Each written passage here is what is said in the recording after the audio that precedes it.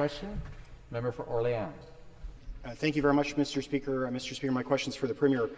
For almost 25 years, the residents of Orleans and Ottawa have been stuck with the cash cow that is Highway 174.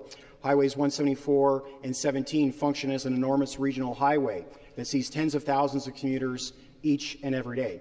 And as we know, Mr. Speaker, previous Conservative governments downloaded Highway 174 onto the backs of Ottawa property taxpayers and never looked back. This decision has sucked tens of millions of dollars out of local road maintenance, out of winter snow clearing, out of repairing potholes and better sidewalks and better cycling infrastructure. Mr. Speaker, earlier this week, I introduced Bill 26, Uploading Highways 174 and 17 Act. Now, Mr. Speaker, you can't watch a sporting event without seeing the Premier say that he wants to say yes. Saying yes to Bill 26 will help commuters in Orleans and across Eastern Ontario. So, Mr. Speaker, will the Premier say yes? Will this government support Bill 26 and upload Highways 174 and 17? The Associate Minister of Transportation. Thank you, Speaker. You know, just when you think you've heard it all from the Liberals, this is incredible, Speaker. What an ironic question. First of all, the Liberals had 15 years to do something about this, and they did nothing at all. But it doesn't stop there, Speaker. In 2016, the then Transportation Minister, Stephen Del Duca, announced plans to widen parts of Highway 17, but said no when it came to widening Highway 174 in Ottawa. In fact, it was the member from Orléans, Speaker, an Ottawa City Councillor at the time, that told the CBC, quote, "What's going to happen is you're going to have a 4-lane road in Rockland, cramped down to a 2-lane road in Cumberland, and back up to a 4-lane road in Orleans. Maybe that's what Rockland residents want, but somehow I doubt it." Speaker, the Liberals are hot then cold, yes then no, and while they're busy making up their minds, we're going to invest in transit and transportation across this entire province. Stop the clock.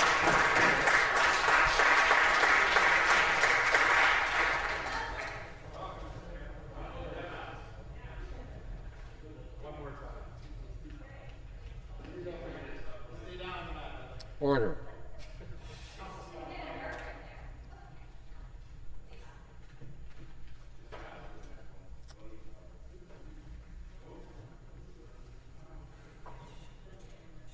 Restart the clock. The supplementary question. Very much, Mr. Speaker. Well, I appreciate the answer from the junior member from Willowdale. My question was for the Premier. Mr. Speaker, for nearly 25 years, the Conservatives have kept Highway 174 and 17 with municipal taxpayers in Eastern Ontario. And ever since, those highways have been sucking tens of millions of property tax dollars out of road maintenance, out of winter snow clearing, out of better cycling facilities and pedestrian facilities for residents in Ottawa and the counties. Conservatives used to understand the error of their ways, Mr. Speaker. In 2014, the leader of the Ontario Conservatives promised to upload Highway 174 in a letter to Mayor Watson. Let me quote the letter, Mr. Speaker. "In our first 100 days in office, we will begin negotiations to upload Highway 174, thereby removing the costs of this route from the city and integrating it into the province's highway planning." Mr. Speaker, it has been 1,216 days since this government took office. 1,216 days, Mr. Speaker, and there has been no action. The Premier likes to say yes. Stop the clock. Okay. Government House Leader will come to order. Minister of Economic Development will come to order. Solicitor General will come to order. Member for Kitchener-Conestoga will come to order. Restart the clock. Please conclude your question.